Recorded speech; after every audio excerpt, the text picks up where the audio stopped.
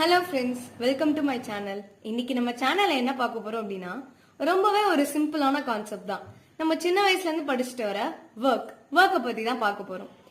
நம்ம கிட்ட யூஸ்வலா யாருன்னா ஒர்க் அப்படின்னா என்னன்னு கேட்டா நம்ம பண்ற எல்லா விஷயமே நம்ம ஒர்க்குன்னு தானே சொல்லுவோம். ஃபார் எக்ஸாம்பிள் மென்டல் அண்ட் பிசிக்கலா நம்ம என்ன பண்ணாலும் அதை நம்ம ஒர்க்குன்னு தான் சொல்லுவோம். இப்ப பாத்தீங்கன்னா நான் திங்க் பண்றேன், அதுவுமே ஒரு ஒர்க் தான். எழுதுறேன், படிக்கிறேன், எல்லாத்தையுமே நம்ம ஒர்க்குன்னு தானே சொல்லுவோம். ஆனா பிசிக்ஸ்ல ஒர்க்குக்கு ஒரு குறிப்பிட்ட டெபினிஷன் இருக்கு.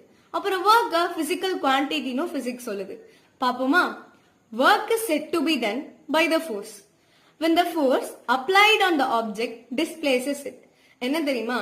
இப்போ நான் ஒரு ஃபார் எக்ஸாம்பிள் ஒரு புக் என் பக்கத்துல இருக்குன்னு வச்சுக்கோங்களேன். நான் ஒரு ஃபோர்ஸ் கொடுத்து அந்த புக்கை தள்ளுறேன்னு வச்சுக்கோங்க. அந்த புக் நவரும்ல, டிஸ்பிளேஸ் ஆகும்ல.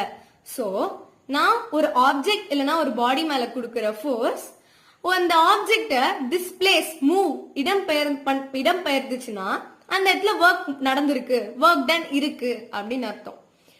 அதனால நான் கொடுக்கிற ஃபோர்ஸ் அந்த ஆப்ஜெக்ட மூவ் பண்ண வச்சதுன்னா, டிஸ்பிளேஸ் பண்ண வச்சதுன்னா அங்க ஒரு ஒர்க் நடந்திருக்குன்னு அர்த்தம். இதுவே யோசிச்சு பாருங்களேன், நான் ஒரு வாலை போட்டு தள்ளுறேன்னு வச்சுக்கோங்க. அந்த வால் நவரும்னு நினைக்கிறீங்களா? நவரவே நவராது. சோ அந்த இடத்துல நான் கொடுத்த ஃபோர்ஸ் எந்த ஒரு டிஸ்பிளேஸ்மெண்ட்லயும் பண்ணல. சோ அந்த இடத்துல ஒர்க் ஜீரோ. அதுதான் ஒர்க் நடந்திருக்கா அப்படின்னு எப்ப சொல்வீங்க? அந்த ஃபோர்ஸ் அந்த ஆப்ஜெக்ட டிஸ்பிளேஸ் பண்ணாதான் அங்க ஒரு ஒர்க் நடந்திருக்குன்னு அர்த்தம். சோ இந்த வீடியோல இருந்து நீங்க எதனா தெரிஞ்சுக்கிட்டீங்க, கத்துக்கிட்டீங்க அப்படின்னா கமெண்ட் பண்ணுங்க.